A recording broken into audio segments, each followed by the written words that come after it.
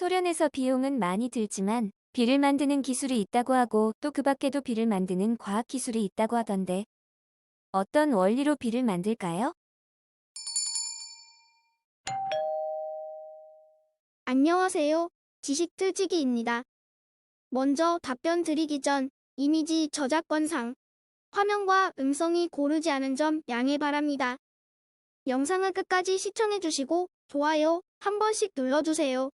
영상을 만드는 사람에게 큰 힘이 됩니다. 답변 드리겠습니다. 아마도 인공강우를 말씀하시는 것 같군요. 인공강우는 많은 나라에서 연구 중에 있으며 일부 앞서 나가는 국가에서는 어느 정도 실용화되었다고 합니다. 우리나라에서도 몇 차례 실험을 한 적이 있으나 아직 실용화 단계에는 미치지 못했고요. 인공강우라고 해서 비구름까지 만들어내는 것은 아닙니다. 현재 인간의 기술로는 인공적으로 대규모의 비구름까지 만드는 것은 불가능합니다. 다만 이미 존재하는 구름에서 강제적으로 비가 내리도록 만드는 기술입니다. 여기에는 요드화 레이GI, L이 아니라 I입니다. 이나 드라이 아이스를 사용합니다. 요오드 화원의 경우는 결정체의 모양이 수증기가 달라붙기 좋은 형태를 띠고 있어서 구름 속에 뿌릴 경우 작은 물방울들이 요오드 화원을 중심으로 뭉치게 되어 무게가 늘어나게 되고 결국 비로 되어 떨어지게 되는 것입니다. 가끔 높은 고도를 비행하는 비행기의 뒤에 구름이 생기는 모습을 볼 수 있습니다.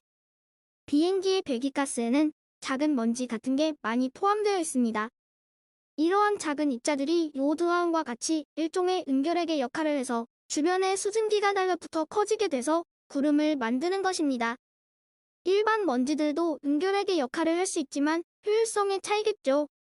예전엔 기우제를 지낼 때 불을 피우기도 했다던데 이런 원리를 이용했던 게 아닌가 합니다. 그렇지만 습도가 낮다면 달라붙을 수 있는 수증기의 양이 적겠죠.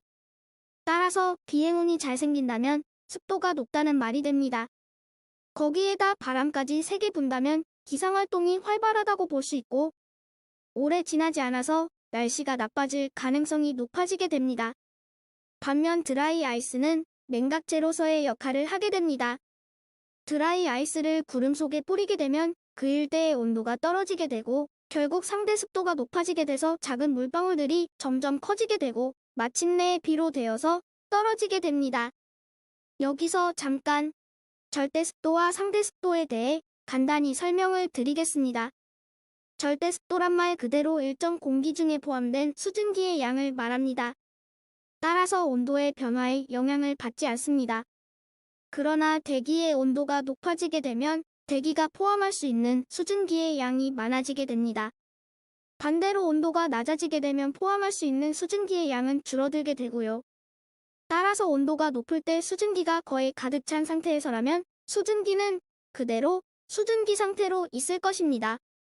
그러나 온도를 낮추게 되면 포함할 수 있는 수증기의 양이 줄어들게 되므로 추가분의 수증기는 물로 되어서 안개나 구름, 비의 형태로 떨어지게 됩니다.